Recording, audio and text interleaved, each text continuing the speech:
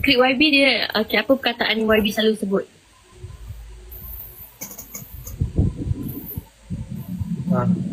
Perkataan yang selalu YB sebut. Ni aku ubat dah pukul 2. Kenapa? Faham. Ada satu lagi. Jangan tanya. Ha? Jangan tanya mana lagi seorang. Ini lah. Kan perasan kan?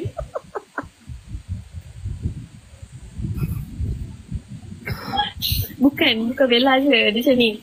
Dia antara kenapa? Macam tu kan, kenapa? Satu. Lepas tu satu lagi, faham? Macam tu. Satu lagi kan, mana bela? Macam tu. Mana bela? Dia kalau nampak muka kita orang masa bela tak ada kan, mana bela?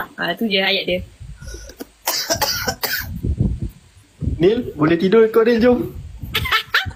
Jadi bangkit pukul. Random lah, aduh. Maaf lah Tak apa, satu lagi. Tapi tak apa, kita bincang tepi. Betul? Yang tu pun satu lagi. Lepas tu terus tak bincang. Dah jam. Sama lah dengan you. Dia kan cantukkan dia kan, dia. Nantilah. Jap. Lepas tu nanti tu, bila tak tahu. Doktor dah balik ke? Dah. Apa yang kelakar? Kenapa? Dah boleh ingat semua. Diorang pemerhati tau. Kau ingat. Diorang tahu tau ayat apa ayat favourite Nil.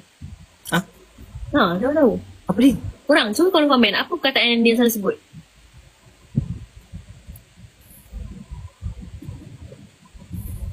Tak komen pun.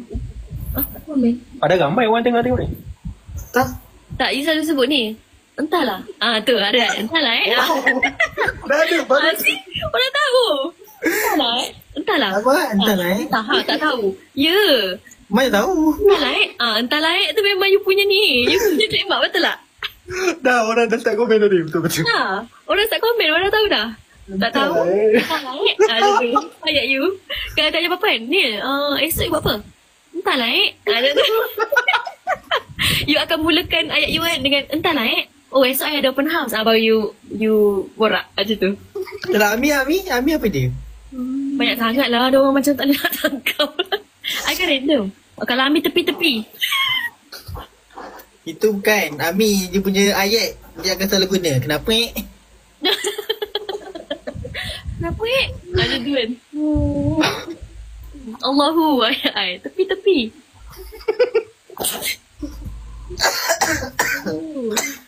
So korang kalau nak cepat boleh je ayat Ami ni. Cepat apa? Nak cepat lah. Tepi-tepi je tu.